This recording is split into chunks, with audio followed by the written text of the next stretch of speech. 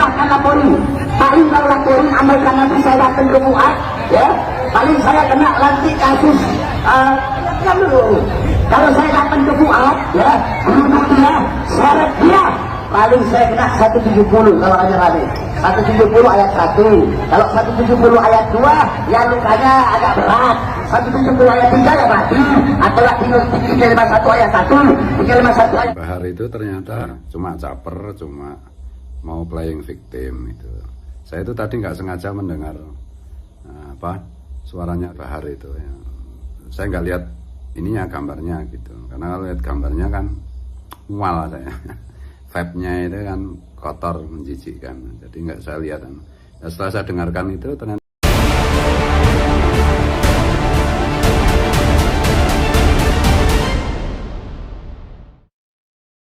kalau ada yang nggak terima dengan ceramah saya, silahkan lapori.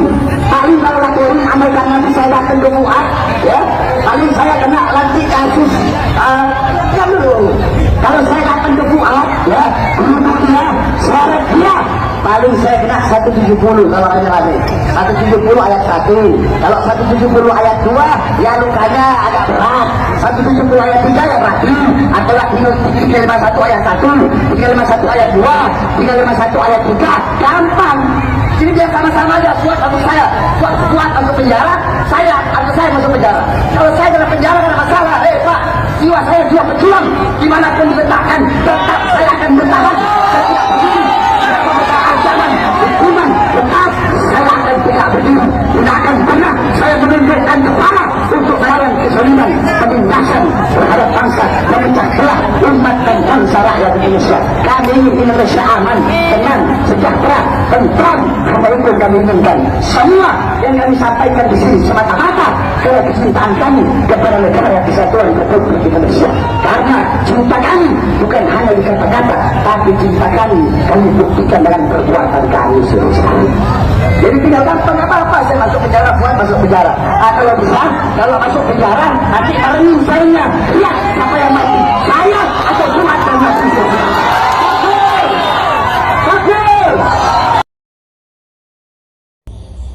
Rizik dan Bahar itu ternyata tidak nantang perang ya, cuma caper, cuma mau playing victim itu. Saya itu tadi nggak sengaja mendengar suaranya Rizik dan Bahar itu ya. Saya nggak lihat ininya gambarnya gitu, karena kalau lihat gambarnya kan mual saya. Vibe-nya itu kan kotor, menjijikkan. Jadi nggak saya lihat. Ya, setelah saya dengarkan itu ternyata baik Rizik maupun Bahar itu ya tidak nantang perang sebenarnya, pura-pura nantang perang, caper. Intinya kan supaya pribumi bereaksi, supaya pribumi menyerang Habib, membunuh Habib, tuh, memerangi Habib. Terus nanti kalau itu terjadi ya bisa playing victim, kami diserang, kami dianiaya, kami di apa gitu, anunya gitu. Kenapa begitu ya? Karena Rizik itu dan si Bahar itu sadar benar budaknya itu, budak pribuminya itu udah jauh berkurang. Cuma sekali lagi kalau memang ya terpaksa harus perang, harus bunuh-bunuhan, ya memang kalau memakai hukum fikih klasik itu ya sebenarnya karena Habib itu menipu umat Rasulullah, mengaku-ngaku keturunan Rasulullah padahal bukan, bugot kepada negara. Mereka kayak si Rizik itu teriak-teriak Pancasila, Bhinneka Tunggal Ika. Juga si Bahar, padahal mereka lah yang merusak Pancasila, yang mau merobohkan Pancasila dan Bhinneka Tunggal Ika. Nah, hukum membunuh orang seperti itu apalagi dalam keadaan perang itu ya hukumnya wajib. Darah mereka itu halal. Kalau pakai perspektif fikih tradisional gitu loh. Nah, untuk budak-budaknya sekali lagi kalau terjadi perang itu ya pribumi jangan membunuh budak-budak Habib. Ya tangkap aja, diikat saja gitu.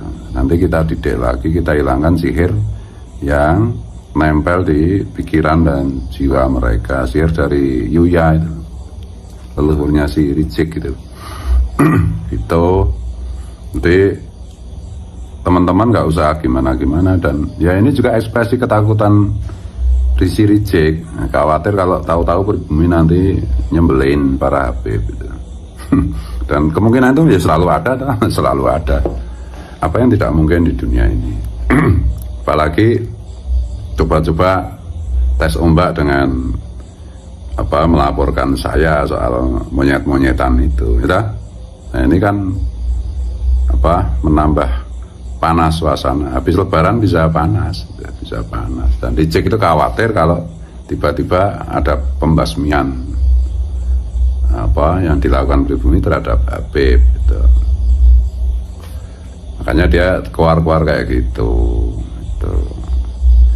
Dia itu ekspresi ketakutan Dicek, ekspresi ketakutan si Bahar gitu.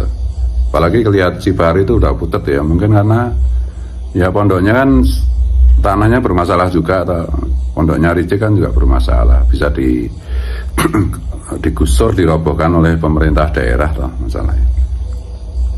Dan bisnis esek-eseknya juga, bisnis esek-esek para Habib yang di Bogor kan udah disikat sama HDM. Ini saya nunggu karena ada isu-isu, berita-berita burung bahwa ada beberapa oknum Kabib itu ya punya pabrik narkoba nggak tahu di mana, di Jawa Barat apa di Jawa Tengah itu. Di backup oleh oknum aparat. Ya kita lihat aja nanti gitu ya. Jadi udah cek, saya nasihat kedua ini, udah cek, udah ngaku aja kamu bukan keturunan Nabi depan publik, berhenti memprovokasi orang. Memang Rizik sama si Bahar itu kan kalau ngomongnya provokasi terus dan membolak-balikkan fakta dan kenyataan. Mereka yang mendukung ISIS, tapi mereka juga ngaku musuh-musuh Pancasila. Ya dajjal kayak begitu. Ya. Kalau mau, kalau enggak ya terserah Allah. Allah itu kalau berkehendak ya bisa aja itu. Peristiwa 65 itu terjadi lagi. Peristiwa yang dialami oleh Habib DN Aidit, oleh Habib Sofyan Barakbah, oleh Habib siapa lagi yang satu itu, Musa Al Munawar, satu lagi yang temannya Sofyan Barakbah itu siapa? Pak, yang disembelih oleh pribumi.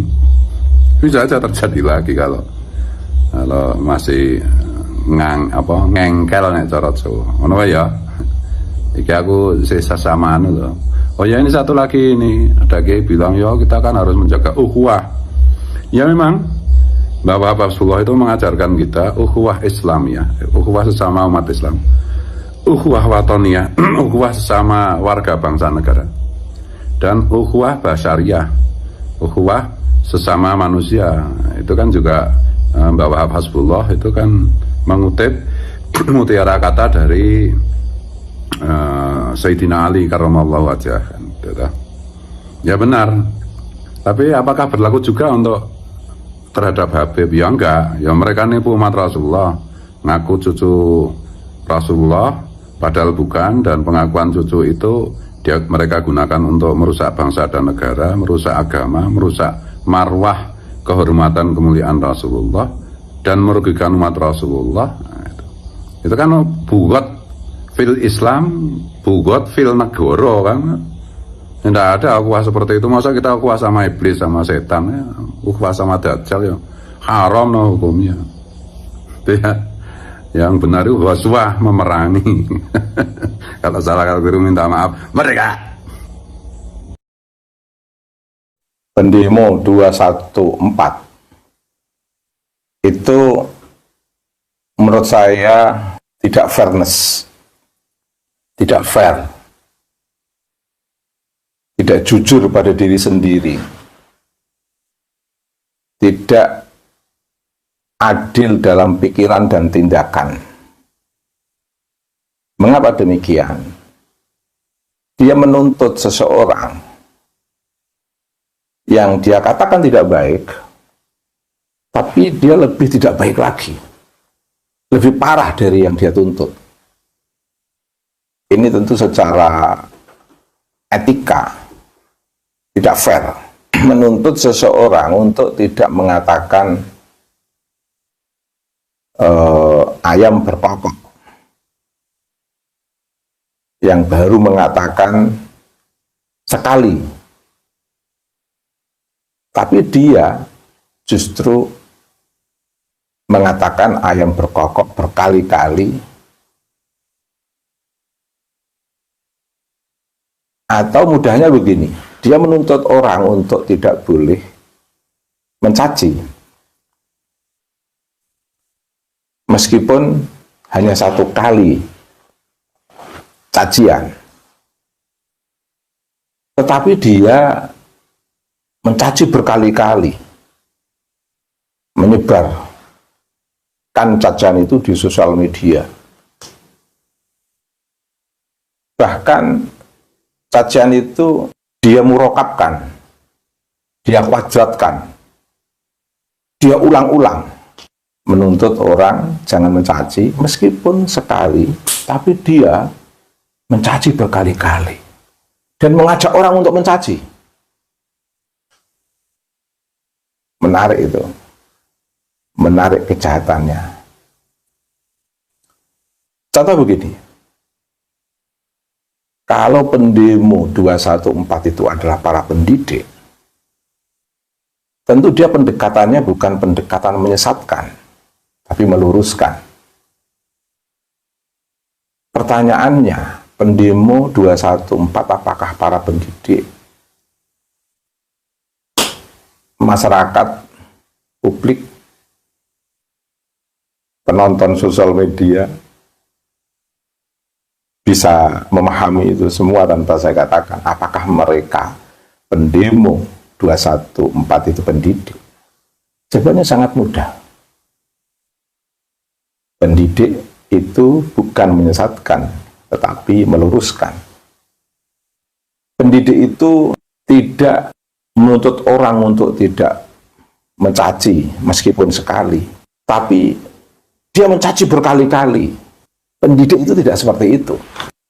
Apalagi mengidentifikasi sebagai kelompok yang notabene sebagai pengusung kepahlawanan seseorang yang memang harus lebih mengedepankan nilai-nilai kepahlawanan.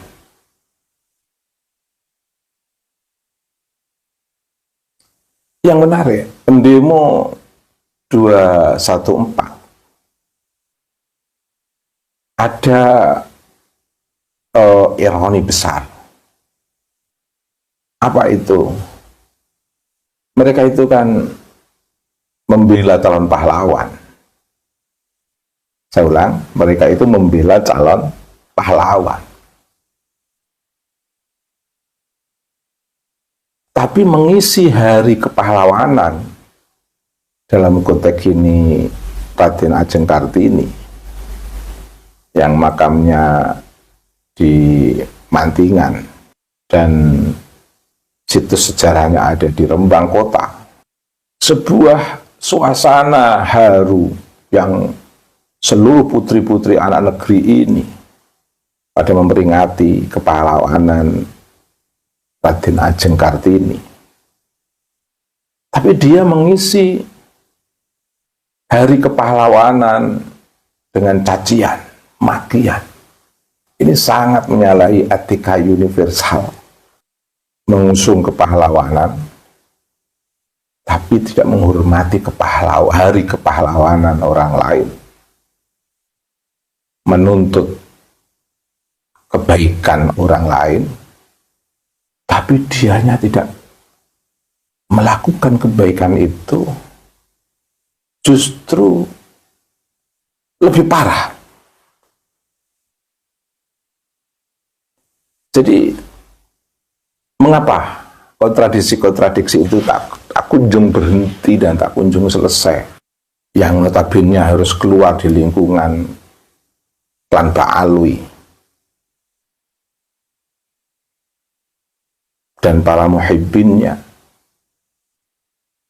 Karena menurut saya kebanyakan klan Ba'alwi itu terpengaruh oleh pola fikir Rizik Syihab yang tidak adil dalam pikiran dan tindakan. Apalagi hal yang sangat saya sayangkan, biasanya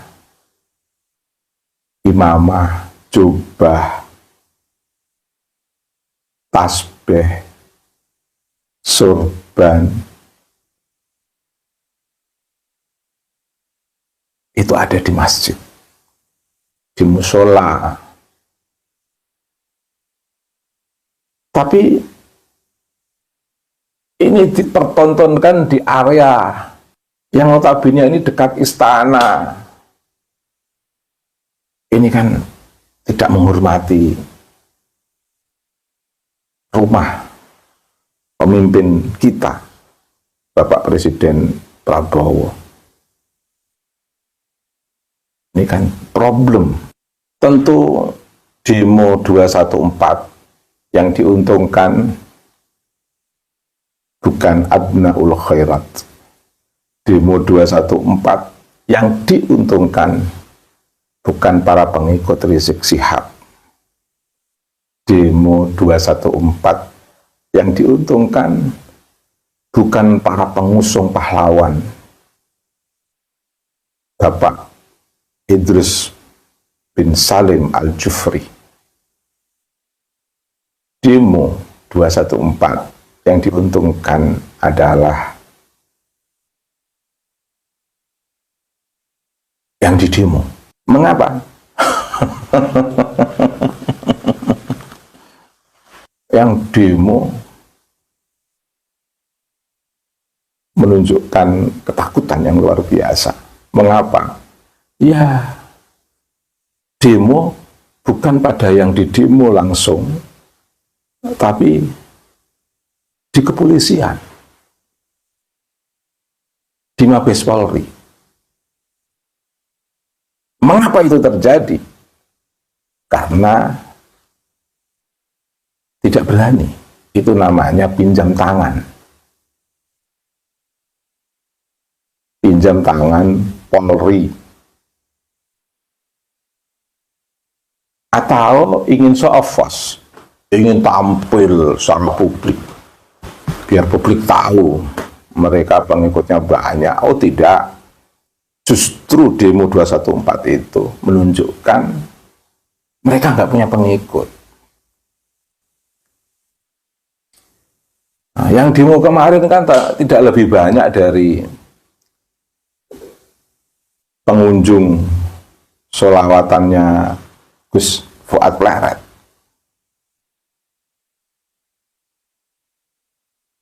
Sepertiga atau bahkan tidak ada sepertiganya dari majelis Gus Fuad Pleret yang demo kemarin itu. Yang demo kemarin itu tidak ada sepertiganya santri Kiai Haji Imaduddin Utsman. Yang demo kemarin itu mempermalukan calon pahlawan yang diusung.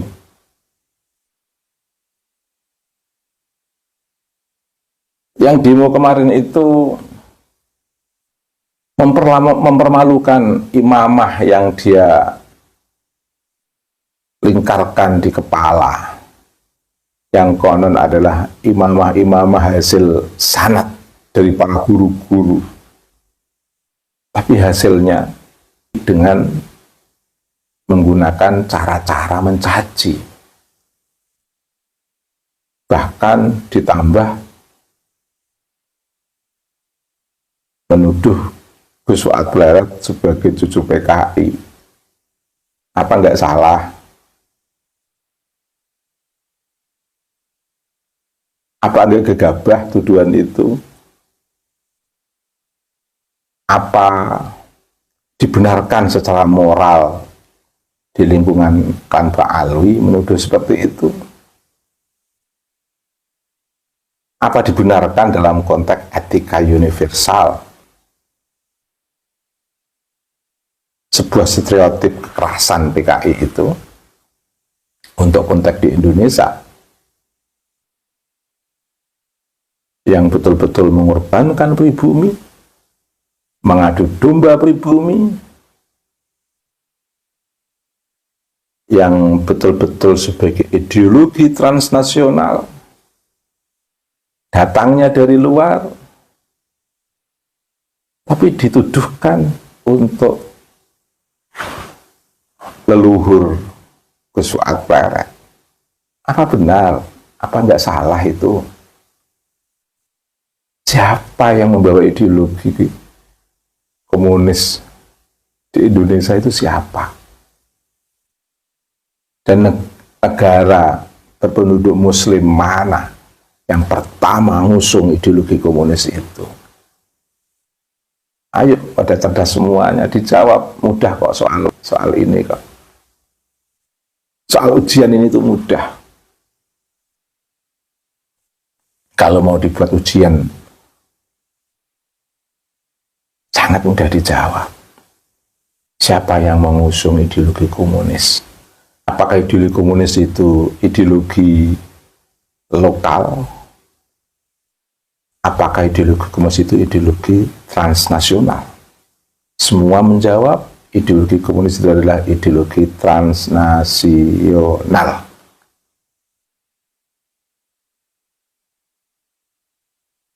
Yang korban siapa?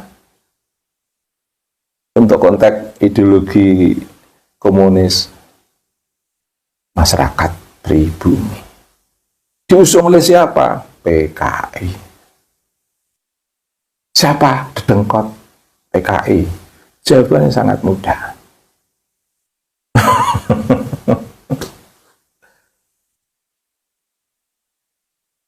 Tetapi membalik fakta, sementara Yai Fuad itu putra orang-orang yang betul-betul berjuang, betul-betul bermoral, betul-betul penuh etika di tengah masyarakat Nusantara ini. Menandai zamannya, mazahirul ummah, mendidik masyarakat untuk berbudi pekerti, mendidik masyarakat untuk bermoral, mendidik masyarakat untuk beretika, mendidik masyarakat untuk berakhlakul karimah. Dan tokoh-tokoh agama betul. Bangsawan. Gus Fuad Pleret itu bangsawan Jawa. Dan Gus Fuad Pleret itu tidak merefleksikan seperti itu kalau tidak ada latar belakang. Itu kan sebuah refleks kegundahan, refleks sebuah tekad perjuangan yang luar biasa dari Gus Fuad. Sebagai sebuah counter wacana yang sebelum Gus Fuad telah muncul ucapan-ucapan yang lebih mengerikan, lebih kotor, lebih tidak bermartabat.